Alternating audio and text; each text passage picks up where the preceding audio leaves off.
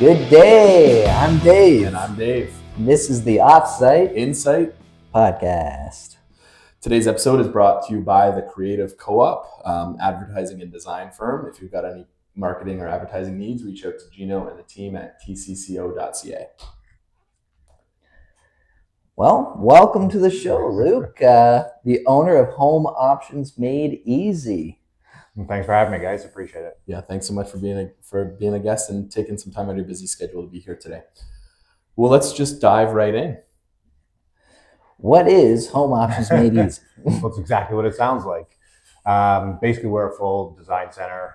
We supply all your products. We do high-end luxury renovations, work with builders, contractors, homeowners, and everything's under kind of one roof. So I started in the business 25 years ago doing contracting and stuff like that, and we got into some issues with suppliers, trying to deal with 20 different suppliers. So we decided to have our own design center to basically have everything under one roof. And that was kind of the biggest key with our clients, is we didn't want to take them around to 20 different places. We wanted to have everything under one roof, put it all together in a nice, neat package, bring in the guys to kind of put it together. And then that's kind of where we kind of started Home Options Made Easy. So it's just more of making it easy for clients, right? Because as everyone knows, renovations, builds, stuff like that are huge headaches, and people don't know where to start. They don't know what to do. So we kind of just put together the package and then run the whole thing, right?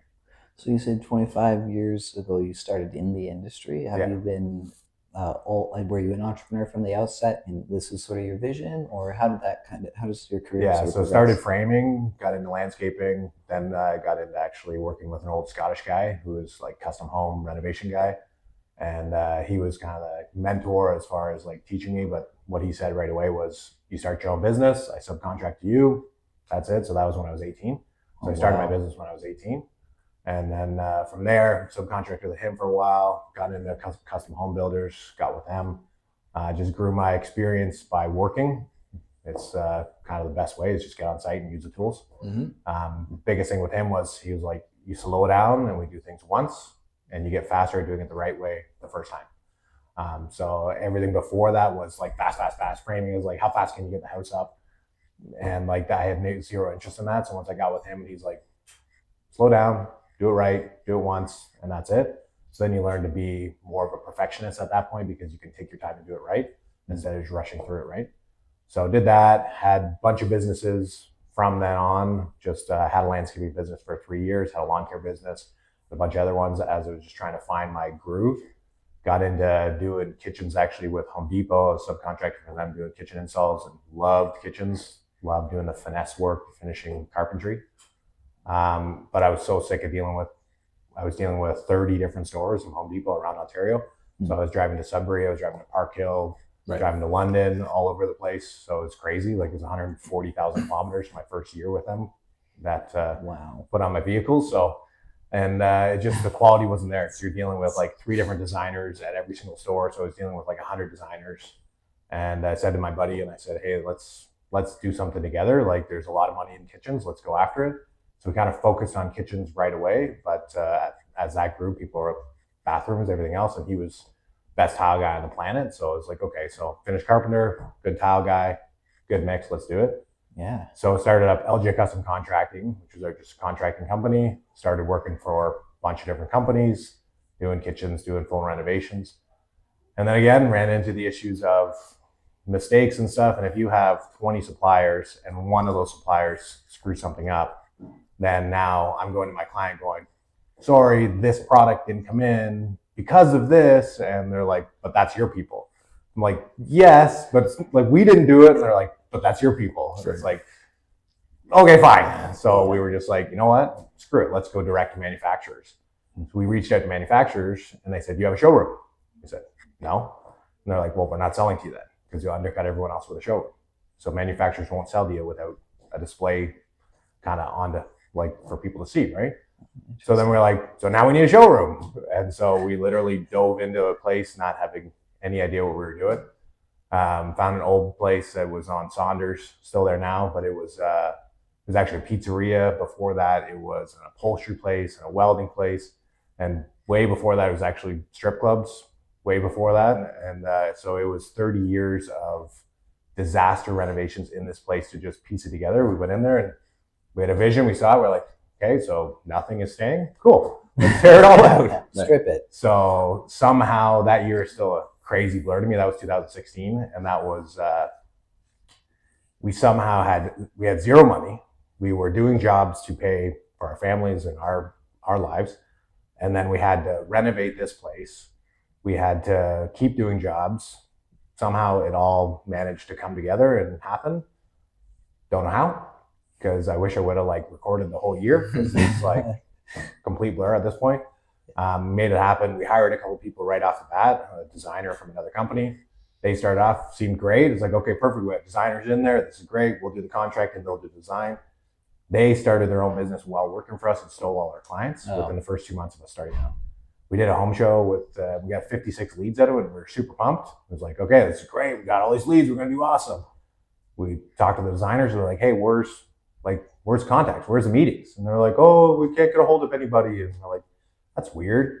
And then we found all the paperwork and actually found that they were actually contacting them on their own, and they were actually going and meeting with them outside of work hours.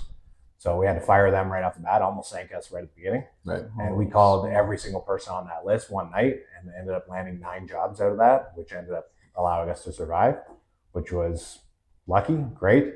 And then had to hire a new designer out of school. And so she pretty much knew nothing about the design software that we were using, that we needed to use. So I had to actually learn the design software while teaching her. So then I became the designer with her as well. And so that was the only way. My buddy was the on-site guy, so he took care of all the work on-site. So we were sales and design. He was on-site. Everything's going great. Company started moving, started doubling. We did tons of home shows through those years, which really is what made us survive. And then, got going. We were doubling our company, doing really well. And then right actually at the beginning of 2020, he passed away in a snowmobile accident. Oh my goodness. And completely flipped the company upside down. And then COVID hit the next month. Right. So it was crazy start to 2020. Had to pivot the company at that point to, instead of having in-house contracting, had to find contractors. Mm-hmm. And as you guys know, being in the business, getting good contractors is a needle in a haystack. Yep. Yeah. So I had to find good contractors. Went through a lot of pains over the years for that. Over the last few years, finally found some really good ones over the last couple of years that have allowed me to now push on growth with the company as well. Right. So back to the quality that we used to have. So and then now we've got the wicked team. So now I'm pushing really hard. Got into the Builders Association for the same reason you guys did, to grow your company and stuff like that. And now we're pushing forward in that higher end clientele and stuff, right, to get to those bigger houses, bigger jobs, and keep pushing. So that's kind of the gist of where we came from. I mean, you did 10 years in about 10 minutes, so that's pretty good. Yeah, solid. Yeah. So that's kind of where we're at now, right? So we kind of offer everything from doing full bathroom renos to full house renos, and now we're linking up with a lot of builders and then doing the full design package for builders. Uh-huh. And then we supply all the products. We fill in the gaps if there's any trades we need to fill in. It's been going good. Good team behind me, wicked designer now, so don't have to worry about them stealing my work, which is great. Yeah, that's great. Yeah. But it's been good. So it sounds to me like you've had to pivot, a number of different times. And if I ask the question is, how do you have that spirit to be like, look, I've got to change direction, even temporarily, until I've got an issue, I got to pivot, I got to get back, I'm trying to get back, or you're coming up with something new. How does your mindset work to do that pivot? It's kind of like a no option mentality, right? Like there's no option to fail. Mm-hmm. So when you get backed into a corner, you're either going to quit and go do something else, or you're going to fight your way out of that corner and figure out how to do it. So over the years of having to jump into being a designer, which I never thought I was ever going to have to do, but at that time it was survive or die. Yeah. So I had to jump into that. And then as going through the headaches of finding those guys, again, it's like, okay, so do I just go back on the tools? Because like I'm a great finished carpenter and I can do the work.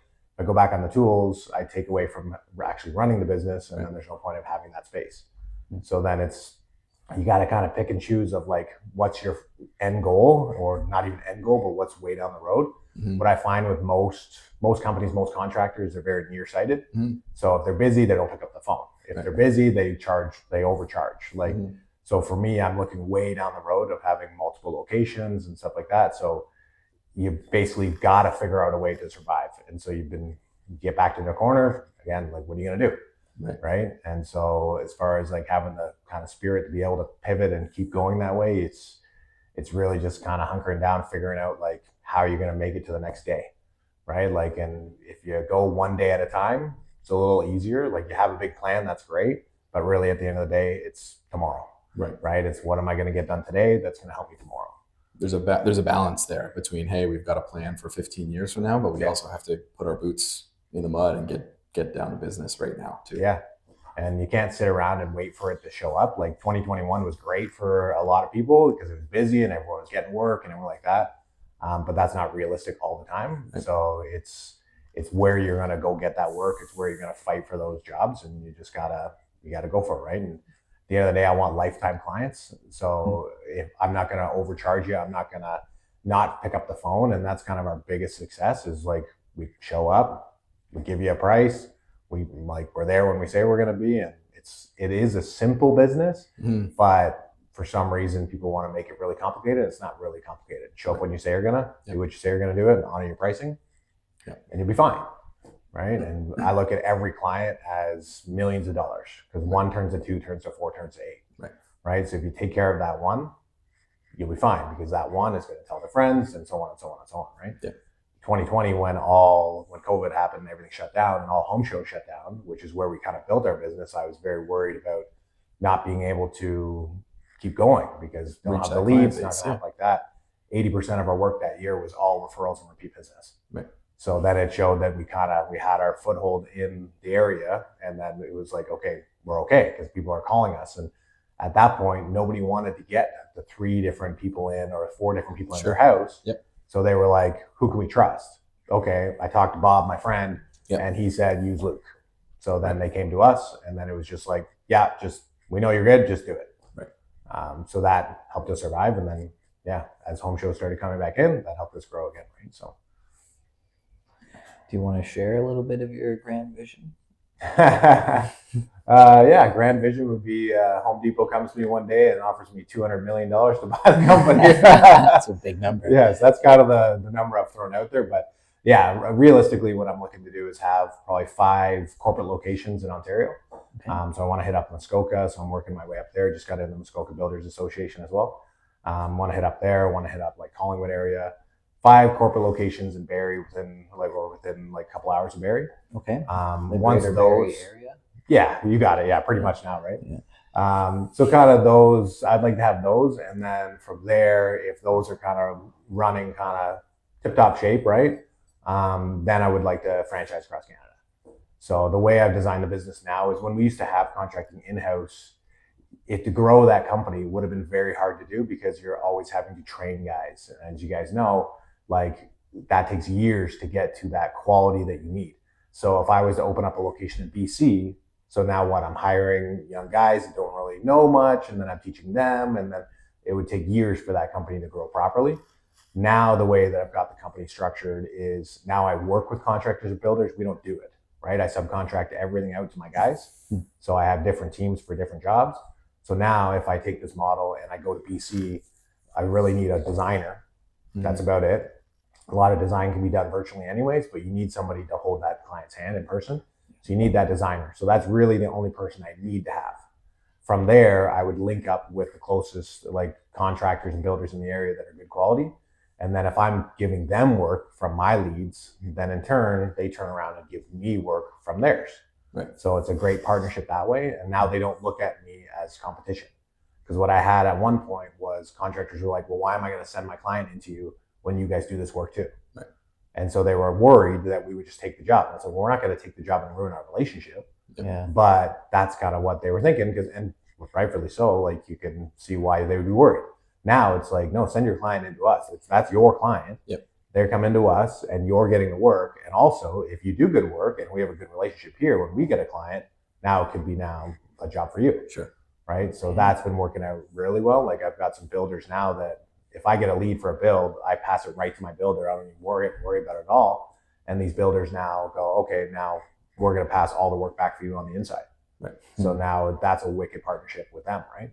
So they're pumped because they don't have to find the leads. I'm producing the leads. And then I'm pumped because they turn around and everything comes back to me, right? So that's kind of, I think, the best way to grow this in the future. And we'll see, right? You never know. Like, you're going to have a big, huge plan, and life happens, shit happens. For sure. Sometimes you gotta pivot, right? Yeah, absolutely. So, I mean, spring in Ontario is the time for home shows. So, to you, Luke, why does that still matter when everyone's on Facebook and Instagram and we're a digital first world?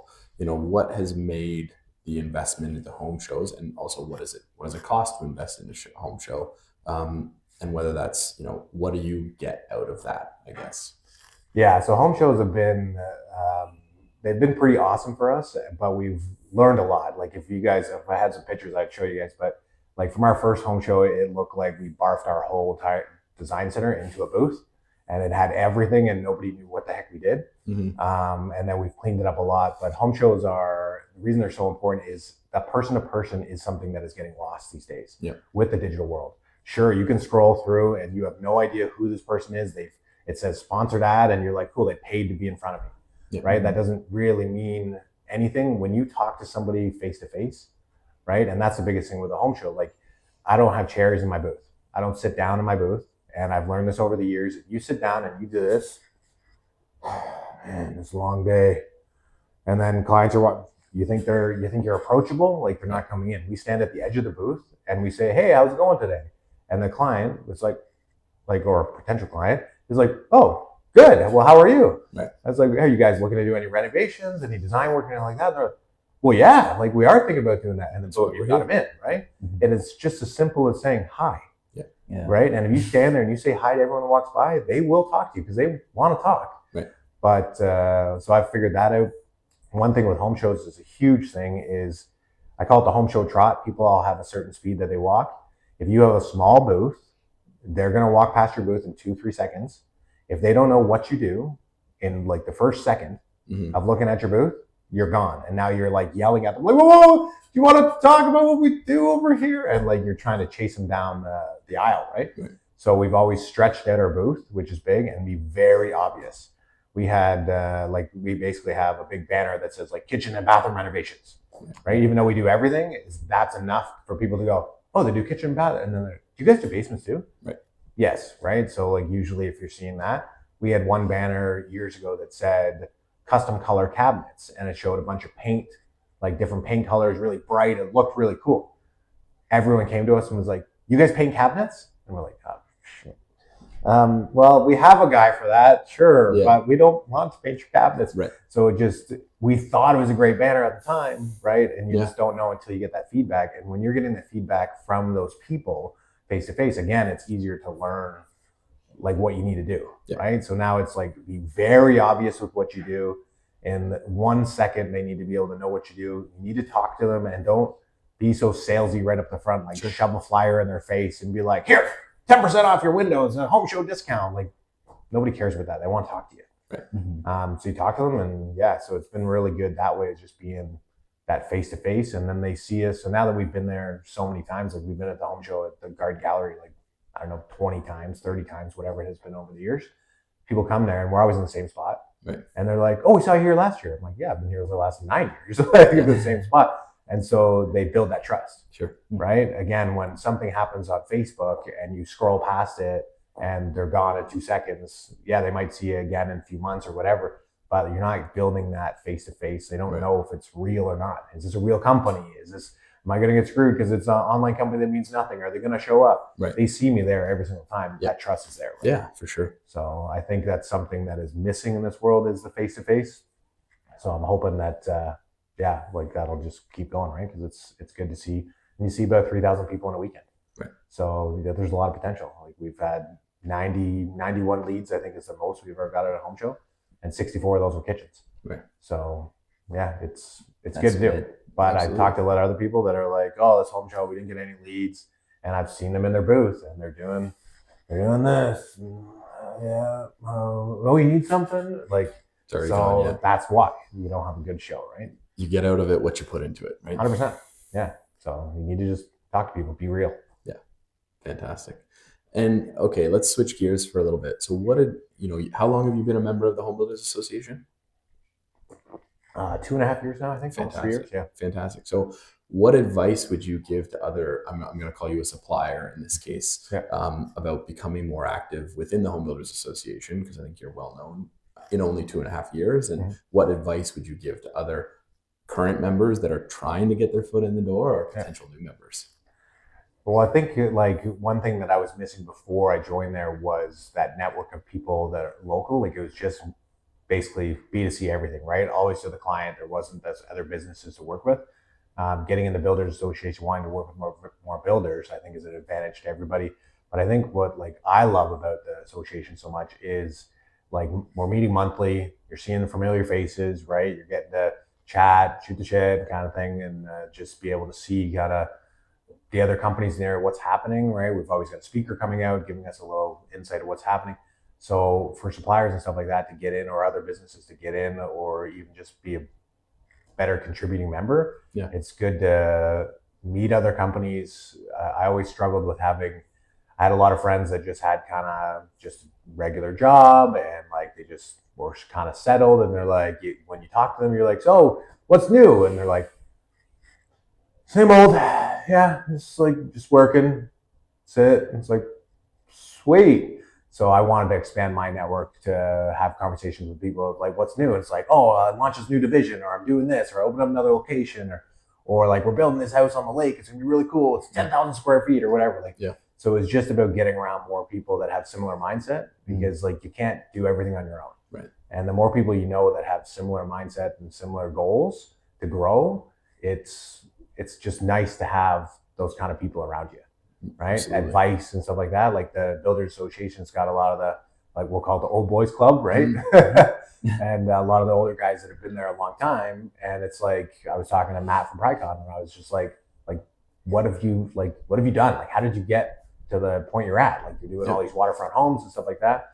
And he gave me some great advice, and it's just knowing those other connections and people and stuff. It's just been really good. Yeah. Great. It's not always what you know, it's who you know. Right? It's always been like that. Right. Yeah. And it's just, and it's hard to get into those circles, right? If you want to reach out to a bunch of builders, right? Like you're an HVAC and you're like, hey, I want to get in with these builders. You're going to call them 100 times and good luck getting a hold of anybody. Yeah. Right. It's hard to get to that top dog to be able to actually have a conversation. Yep. Where in the Builders Association, we're literally with all the top dogs. Yeah. Right. Yes. We're all there. Yeah. So and that's, shoot the shit, right? To your point, there are so many barriers to entry. I've done things in the past where I've gone to their building, their like office, and I'm like, hey, can I speak to so and so? And then they're just like, basically, yeah, of course, but he's not here. So you're just let me take your information. It's like, oh, thanks, and you walk and go, I'm never hear from this person. And that's exactly what was happening, right? I wasn't getting anywhere trying to reach out to them that way. There's always a blocker in place, and I'm like, I've got the same blockers. Like, try to get a hold of me. Like, you're going to go through my people first, and then you're going to get to me, right? Yeah. I think it's just that, getting to know more people in the area and being able to have those connections, right? It took me like a year and a half of being at the Builders Association to get a shot with one of the builders. Did a job with Pricon, which was awesome. Right. And then we're pricing out some more with them as well. And it's just like, the relationships don't happen overnight. If you go in there expecting to get a job next week, like, you're dreaming, right? Because they've got guys. If they've been around for 30, 40 years, they've got their crews. Mm-hmm. So like, why give me a chance to risk their clients, like, and risk their reputation with their client? Why are they going to give me a shot? If they see me there for 2 years, they talk to me a bunch of times, and they're like, okay, this guy seems like a good dude. Okay, maybe I can give him a shot. I got a job for him. Right. Then you might get your foot in the door that way, right? Yeah. But so yeah, it's been good. So again, I'm going to shift gears. So when you're into home design now, kitchen and bathroom design, what excites you about that? Like, are you seeing anything new that you're like, oh, that's a cool way of thinking about it? Or are there any trends that you're like, this is the way we should be doing things, or the way we always should have been doing things? Yeah, so I guess the excitement in my business would be, as corny as it is, like, we deliver dreams every day. Like, we're working with clients that have been saving up all their money, or have been doing really well investing or whatever, and they want their dream home, and they want it the way they want it. Mm-hmm. So to be able to deliver that dream constantly over and over and over, it's very exciting. You get the excitement out of the people that they're like, oh my God, I'm so excited. When you get a client that comes to you after you did a job 7 years ago, and I still walk into my kitchen and I love it every day, right? Like that drives me forward like every day. Like I love the fact that I can see what I can do. Like I've built a lot of houses in the past working with builders. I now can take my 12-year-old daughter driving around and go like, oh yeah, that house, yeah, we built that one, right? Like, and it's just like there's pride in that to say like I was part of that, right? So I love the fact that you can see what we do, right? Not taking away anything from guys on computers or stuff like that, right? But to be able to see something physically is pretty cool to see that wow factor in that client, because like our thing is always like we don't want the, oh yeah, it's nice. We want the, this is awesome. Come right? see this. Exactly, right? We want clients to be bragging about us to their friends because like, look at this space. It's so cool. We love it. Look at all these things in the drawers. Like it's wicked, right? So that's a really exciting part about it. So I would say, yeah, that's kind of the easiest way to move forward is just having pride. If you don't have pride in what you do, it's just, you get the whole thing of, like I said, about some of my friends where they're just kind of like, yeah, no, I go to work every day, come home, it's the same old, like, no, right? I want to be able to be like, yeah, look what I did today. Like just recently we landed our biggest job ever, and it's a waterfront home in Wasaga Beach, and super exciting. The client literally popped champagne to close the deal, which I've never had before. She's like, I got a bottle of champagne downstairs. We're going to have a glass of champagne. We're done. This is a done deal. We're going forward. It's like, oh, okay. This is going to be awesome. And we're gutting a 70-year-old cottage and going to be redoing, like there's 0 walls are going to be left. We're going to be redoing all the interior walls. And you're going to walk in right now. You walk into a fridge, and it's ridiculous because Georgian Bay and Wasaga Beach is like right behind it. And we're going to be ripping that all out. It's going to be a whole wall of windows. Like it's going to be crazy cool. So really cool project. And yeah, it's just, those are like very exciting. Yeah, for sure. Right. So as we grow the business to these bigger jobs, it just gets more and more exciting. Right. So I'm not in the commercial space.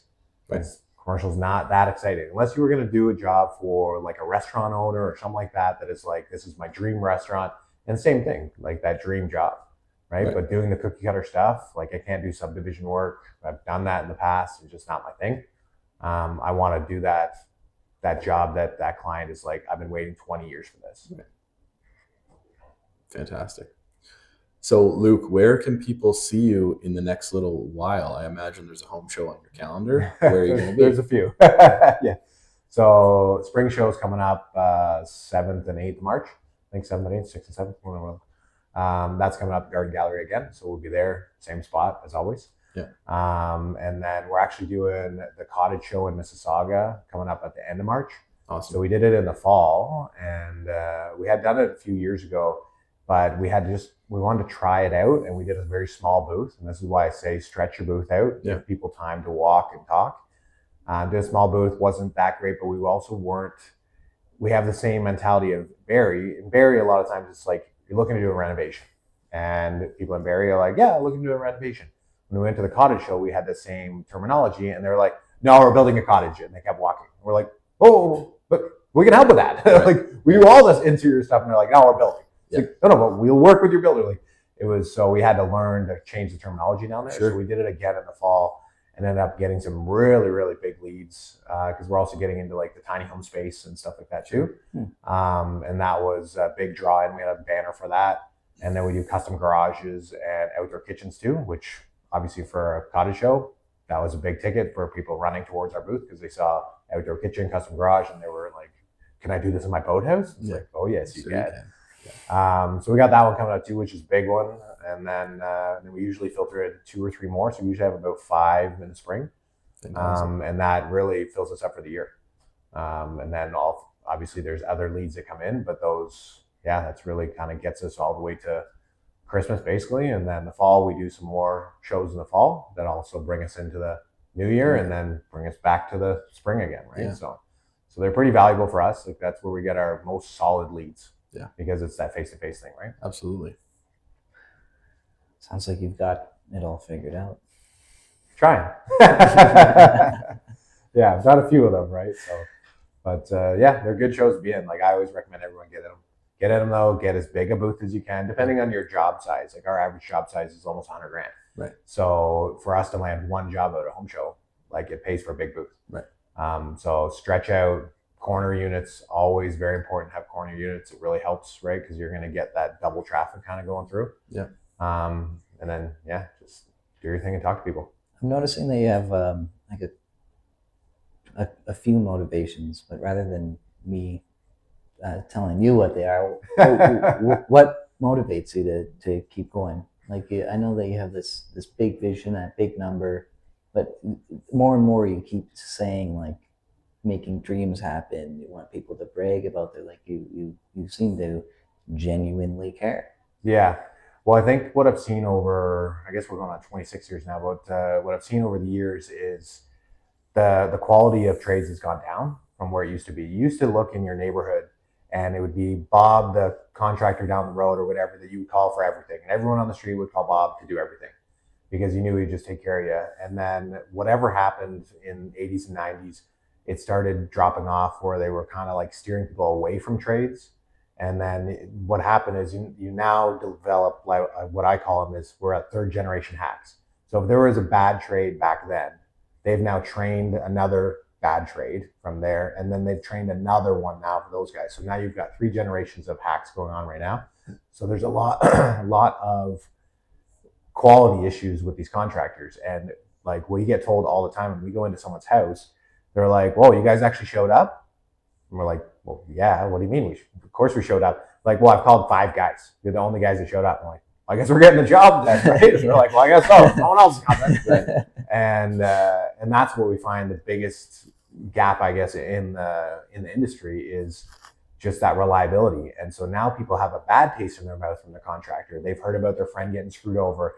They've had, like that client we landed with Sega, they got screwed over by a contractor. So they were super timid to hire another person. That contractor took their money, disappeared, and they're now chasing them down, trying to find their money again. And we hear this happen over and over and over and over again. And it's like, well, how can we change that in the industry? And the only way to do that is very slowly over a long time is to build that trust back. So I want lifetime clients. I want clients to be my client forever. And then in 30 years, 20 years, whatever, their kids are now calling me going, "I have a house now. Now I know that you did my parents' work forever. So now I want you to do my work." And it wouldn't be a question. Because like when you guys get a referral, like we land almost 100% of our referrals. Well, why? Well, because they already have the trust. And the trust in the industry is very low right now. They're scared that you're going to screw them over. They're scared that you're going to take your money and run, right? Well, if I give you a deposit, are you going to show up again? It's like, well, yeah. And the design center really helps with that trust factor because we're not a truck and a truck guy. And so they're like, "Oh, you have a place?" And it's like, "Yeah." And they're like, "But are you going to close tomorrow?" And it's like, "No, do you see what this place looks like? I spent a lot of money on this place. I'm not leaving," right? Yeah. But again, they have this bad taste in their mouth because their friend got screwed over or whatever. So if I can build that trust back up in the industry and get younger people to start coming back into the trades and learning, well, now over the next 20, 30 years, maybe we can actually reverse this where now you can trust all these trades again, right? Yeah. And that's extremely hard to do right now because just because you've got 10 5-star reviews on Google, well, everyone's got 10 friends. So like, is that enough to really be able to trust that company, right? So it's hard, but so trust is a big thing. If we can get that back in, then I think people will be more comfortable having you in their house, right? You're literally taking apart their like biggest asset, like all their life savings are going into it, and they're scared to spend the money, right? And I get it. Yeah, you got to trust people, right? So, yeah. Fantastic, Luke. If people want to reach out to you and find out more, where can they do that? Location's at 130 Saunders, Unit 7. So that's, if you want to just come in and check out the design center, we do have some wow factor there. So that's kind of big. You can find us on Instagram, Facebook, kind of wherever. And then you can check out the website, homeoptionsmadeeasy.ca.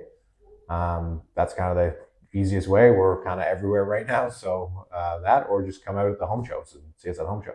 Fantastic. Well, thank you so much, Luke, for coming on. We really appreciate it. No, thanks for having me, guys. Right on, Luke. I think we nailed it. Awesome. If you're interested in being on the podcast as a guest, please reach out to us at podcast@schpa.ca. And we can't wait to see everything else that you do. Awesome. No, thanks, guys. It's great. Cheers.